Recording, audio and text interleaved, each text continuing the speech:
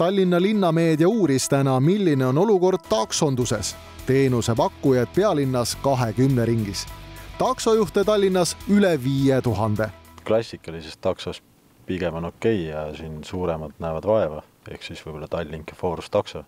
Ja loodame, et siis Forus Taxi ka ikkagi hakkab seda lippu ülespoole kergitama. Aga mõni konkurent siiski on selle lipu päris alla lasknud kahjuks. Palju nurinat on kuulda just nende taksode kohta, kus juht ei tunne linna ega ei suuda kliendiga suhelda. Ehk teenuse kvaliteet peaks olema kõrgem. Aga kui palju siis taksojuht keskmiselt teenib kuus?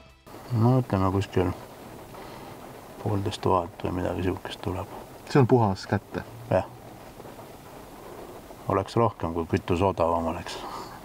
Kütuse kaotab praegult nädalas mingi oma 50 eurot kütuse peale. Sisulooja ja raadiohääl Kristina Pärtelpoeg proovis samuti taksojuhi ametit, aga ainult ühe päeva. Ma ütlesin ka, et tegelikult isegi võiks olla taksojuht, kui näiteks mingid muud asjad ära lõppevad. Forus Taxi ärimudel on selline, et kliendid, teenusepakkujad ja teised kaasaaitajad koguvad sõitude teenuste eest tokeneid, mille saab siis vahetada ettevõtte osaluseks ehk saada ise ettevõtte omanikuks. Ma usun sellesse, et inimene, kui ta ostab teenust ja ta päriselt ka tunneb sidet selle firmaga, kus ta teenust ostab, et see saab üks fantastiline edulugu olema.